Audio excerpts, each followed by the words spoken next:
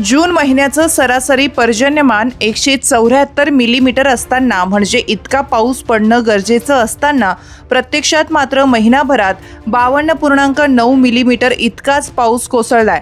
पेरणी योग्य पाऊस न झाल्यानं खरीप हंगामातील पिकांच्या पेरणीसाठी कोणतीही रिस्क घेण्याची शेतकऱ्यांची तयारी नाही. त्यामुळं जुलै सुरू झाला तरी जिल्ह्यात पेरण्यांना सुरुवात झालेली नाही. मान्सून वेळेत दाखल झाला तर 6 जून पासून पेरण्यांना सुरुवात करण्यात येते. अलीकडील काही वर्षापासून मात्र पावसाचं आगमन उशिरानं होत असल्यानं पेरण्याही उशिरात सुरुवात होत असल्याचं दिसून येत आहे. यंदा तर पावसानं चांगली चिंता वाढवली आहे. जून संपूर्ण संपला तरी पेरणी योग्य पाऊस झालेला नाही. दमदार पाऊस पडून जमिनीतील उष्णता बाहेर पडून जमीन भिजत नाही तोपर्यंत पेरणी करता येत नाही.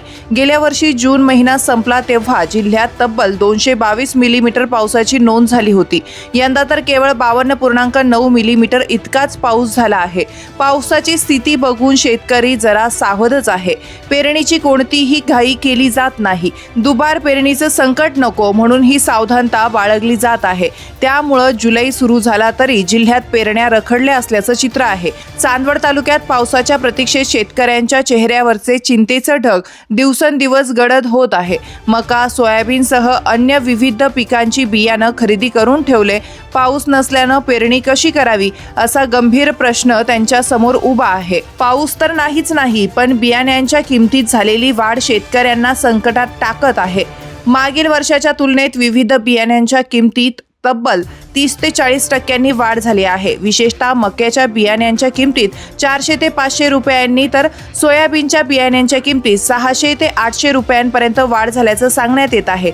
पाऊस नसल्याने पेरण्या रखडल्या असून दुसरीकडे बियाण्यांच्या वाढलेल्या किमतीमुळे शेतकऱ्यांवर दुहेरी आर्थिक संकट ओढवलं आहे. तर आजच्या ज्या खरीप हंगाम चालू आहे त्या हंगामामध्ये तुमचं मका असेल, सोयाबीन असेल, भुईमुंग असेल, या बियाचे आजचे भाव काय आहे? नमस्कार, जाधव आणि कंपनी चांदवड. मागच्या वर्षीच्या तुलनेत आणि ह्या वर्षीच्या तुलनेत बियाण्याच्या किमतींमध्ये भरपूर तफावत आहे आणि भाववाढ देखील झालेली आहे. खरं तर चांदवड तालुक्याकडं एक दुष्काळी भाग म्हणून पाहिलं जातं आणि आपल्या चांदवड तालुक्यामध्ये या खरीप हंगामामध्ये मका, सोयाबीन, बाजरी अशा प्रकारच्या पिकांची लागवड करण्याचा शेतकऱ्यांचा कल असतो. यावर्षी हवामान अंदाजाने तज्ज्ञांनी आणि शासनाने देखील पावसाची कमतरता भासेल किंवा हवामानाच्या अंदाजानुसार पाऊस कमी पडेल असं भविष्य वर्तवलं होतं. त्या अनुषंगानं आपल्या भागामध्ये चांदवड तालुक्यामध्ये जी मका पीक जे होतं त्याचं लागवडही कमी प्रमाणात झालेली होऊ शकते असा एक अंदाज आहे आणि सोयाबीनची लागवड वाढलेली आहे असा एक आमचा अंदाज आहे.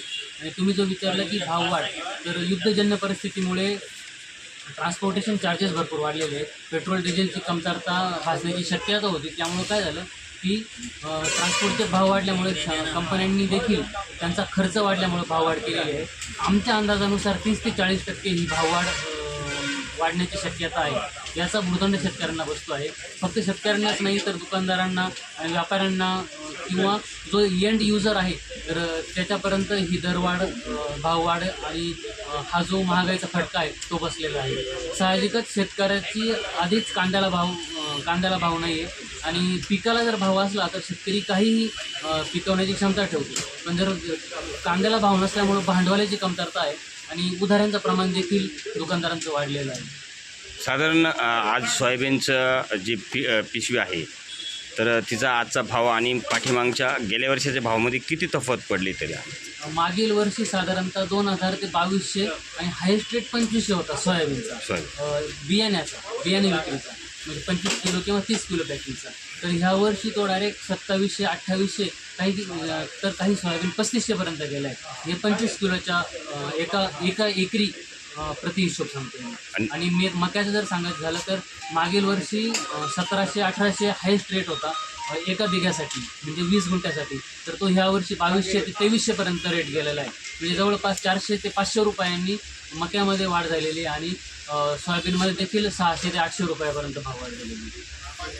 तुमच्या भागातील प्रत्येक बातमी पाहण्यासाठी तसेच अशाच ताज्या आणि विश्वासार्ह घडामोडींसाठी उत्तर महाराष्ट्र न्यूज नेटवर्क सोबत जोडलेले रहा.